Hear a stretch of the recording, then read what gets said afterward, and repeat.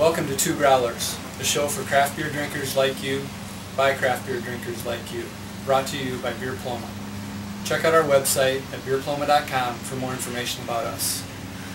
Hi guys, and welcome to Two Growlers. We're the Two Growlers. My name is Will Matthews. And I'm Lynn Taylor.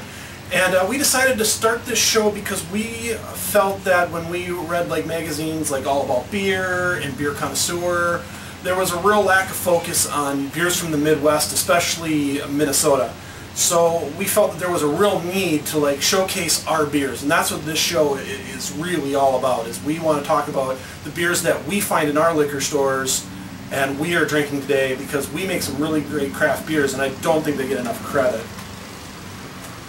So with that said, well, before we move on into drinking some of our fine beers from Millstream here, we do have some upcoming events.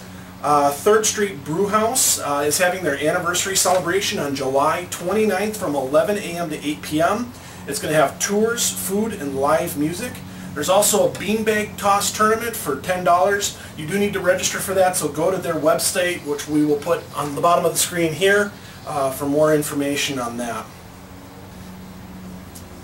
So let's dig into the beers here. Today we're going to be sampling Millstream from Amana, Iowa. This brewery has been in operation since 1985. It's won 18 national awards and 1 international award. Their website, we're going to post down here on the bottom of the screen, is millstreambrewing.com. And in 2010, their Schildbrau Amber won a gold medal at the World Beer Cup. Now, this is available in Minnesota, but mostly it's an Iowa beer. But you can find it in certain locations in Rochester and in that area. I have actually been in Amana several times, visiting several of their fine restaurants and sampling some beers. Have you had any of these before? I've had the Pale Ale. I think that's the only one that I've had. Move that out of our way here. So, okay, well, let's crack into these beers, and we've got our nice... By the way, guys, our gadget of the month here is this nice little custom-made flight. I bought this at Target. The board costs about $3, and each of the glasses cost $1. So you can do professional beer flights at your own home now. So it's a great buy. Go and grab them before they're gone. They were part of a Father's Day special a few days ago. So grab them. Great gadget. We love them. So today we're going to be looking at 4 of their beers. We're going to be looking at their Windmill Wheat. We're going to be looking at their Generations White Ale. At their Iowa Pale Ale. And their Schildbrau Amber, which is their flagship beer. You ready to crack these open? I'm ready. Let's do it. Looks good. So if you wouldn't mind going back to Mill Wheat.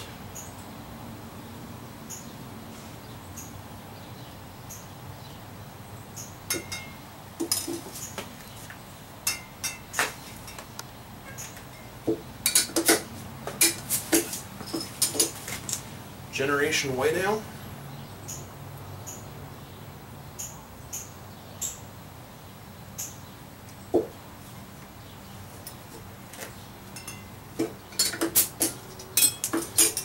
India Pale or Iowa Pale Ale.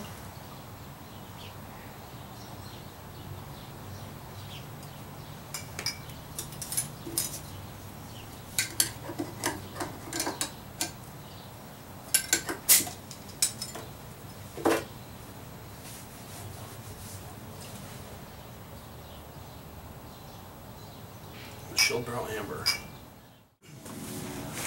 Okay, so we're back after pouring the beer here, and we're actually going to pour a little bit for ourselves here to taste, and we're going to start out with this Windmill Wheat, which is their wheat ale. Now, some of the characteristics of a wheat ale, it's going to be their lightest beer that they make, and it should have a little bit of a haze to it. Yeah, sorry, I guess we are going to finish this one. So I guess I'm going to start with the aroma myself. It's a good white grape sort of aroma. Are you picking up anything out of there? It's good and clean, kind of fruity. Yeah, a little bit of a fruity smell. Notice how it has that real distinctive bread-like flavor. Yeah. And that's going to be the characteristic of what a wheat ale is. It's very good. It's very crisp. You should enjoy this one a little bit cold. Great summer beer. Great lawnmower beer. So I'm really enjoying this one. If only I had the cup holder on my lawnmower. You can borrow mine. By the way, guys, if you don't know, we are shooting in my garage here, so this is. I thought it was the perfect place because where do guys hang out to drink beer? Well, and gals too, right here in the garage. So here's to you guys. Prost. Cheers.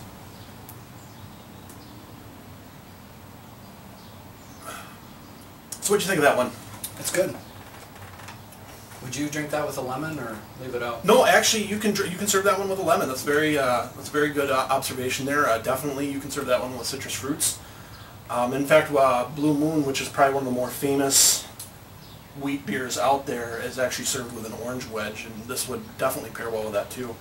If you guys are looking for like a food pairing for this, I definitely would suggest like a mild fish or even kind of a lighter salad. So you're going to want to pair this with a lighter fare, nothing too heavy.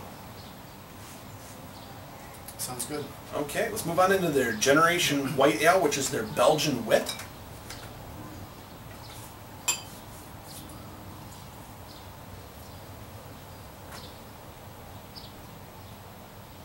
Actually, color-wise, when I'm looking at the two of them out here in the flight, I'm not seeing a whole lot of difference, except for it looks like the wheat has a little bit more carbonation to it.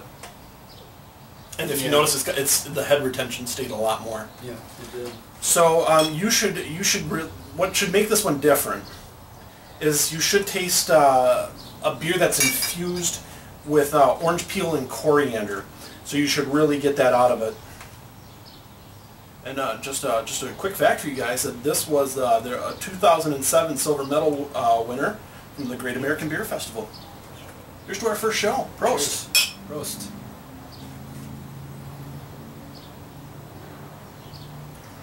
It's less carbonated than the last one, and it definitely has a more heavier citrus feel to it. Yeah, you can definitely tell it's heavier.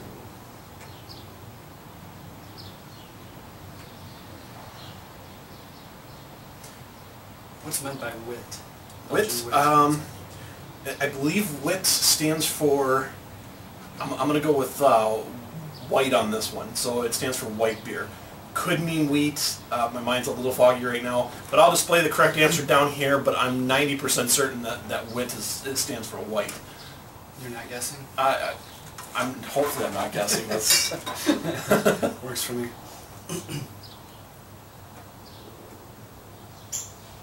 I think I like that one a little bit better than the wheat. It's a little heavier, but I like the flavor a little bit better. There felt like there was a lot more depth to that one. I mean, don't get me wrong. I mean, I love the wheat for what it was, but this one felt like it was like the wheat beer plus something else. Right. So that was a really good one.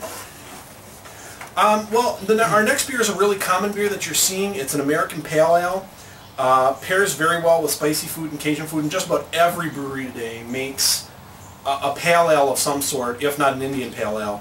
So this is their Pale Ale offering, and it's really interesting to see the variety of Pale Ales in the USA right now, because you are going to get some that are really going to bring out this nice fruity bouquet, where you're going to taste a sweetness to it, almost like biting into a sweet grapefruit, like a pink Texas grapefruit, the sweetest grapefruit you can imagine, where others are going to be like biting into like a really bitter grapefruit.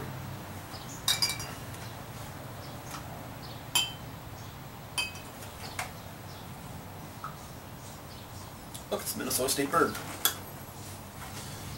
A lot of them. Yes. By the way, for those of you guys not living in Minnesota watching the show, we were, of course, referring to the mosquito. And with all the rain we've had this year, it's actually going to be a really good year for them and not so great a year for us. So here's the Iowa Pale Ale. Now, here's kind of a quick little fact for you guys, is that back in the days, anything that was not a porter or stout was a pale ale. So pale ales don't necessarily mean a light colored beer. Pale ales can actually range from a Pilsner Gold all the way up to almost an amber color. And as you can see, this pale ale is actually pushing that red range. So there's a huge wide variety of what a pale ale can look and taste like. Definitely getting the grapefruit smell out of it, which comes from the Cascade hops, by the way. Very well carbonated. And this one is, well, I don't want to say it's on the sweeter end, but the Cascade hops in this one is kind of suppressed. It's not as distinctive as in a lot of pale ales, and that's not necessarily a bad thing. I think a lot of breweries have gone too far with how much Cascade hops they add into their pale ales, and I actually appreciate a brewery that tries to brew it more towards the tradition of what a pale ale is. I like that one too. I've had a lot of pale ales that just tend to be over hopped, like you said, and this is not one of them. It's got just a nice amount of hops, but not overpowering. I definitely have to say that this is a great offering for a pale ale. For people looking for a different type of pale ale, this is probably the pale ale you want to try. And this is probably a pale ale you want to try if you were looking to introduce somebody to pale ales. So if you know somebody who really cringes at like the Surleys and the Three Ways, that this might be the one to introduce them to. So if you have that friend that's, I don't like pale ales, but you want to kind of give them a push in the right direction, this might be one to try out here.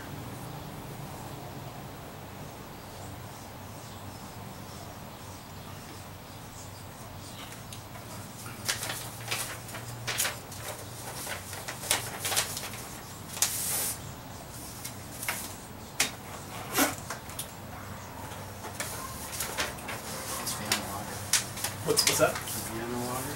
Yep. So our next one is their flagship beer, which is their Schildbrau Vienna lager, or their Schildbrau Amber lager. And there's the bottle of it right there. We'll pour it out. And one thing that I'm noticing right away is that this beer is not pushing the red spectrum. It does have a red tint to it, but it's almost as red as their pale ale, which is real surprising because a lot of red beers, lagers and ambers are going to really push that red limit. Red or Vienna lagers should be a little bit smoother, a little bit more maltier. You should definitely get some sort of caramel taste, which is coming from the crystal malt that they're using to brew this. And definitely pair this one with smoky and salty meat such as sausage, ham, pork, or smoked fish. And as I mentioned earlier, this is the beer that won them the World Beer Cup Award in 2010, which is a really big accolade for any beer to receive.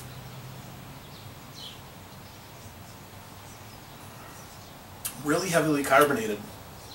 Yeah. It's super carbonated.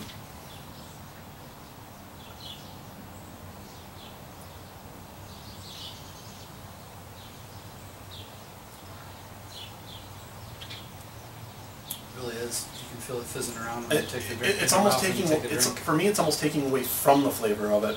Yeah. You know, can you hand me a cracker? I need to cleanse my palate here. I might have palate fatigue after the pale ale. That's one thing, guys. If you guys are ever having a, thank you. If you guys are ever having a beer tasting party, make sure you have some kind of snack to cleanse the palate, especially after you get to like the real more potent, heavier beers like pale ales. Or stouts or porters, something that has real robust flavors, because sometimes it can cause flavor fatigue, which I think I'm suffering from here. So I'm going to try a cracker here.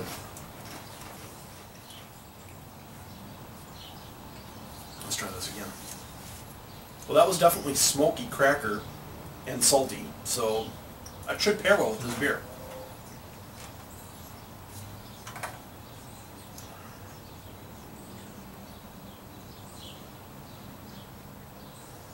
I'm still getting kind of like an almost green apple taste and just a ton of carbonation, really pulling away for the flavor for me.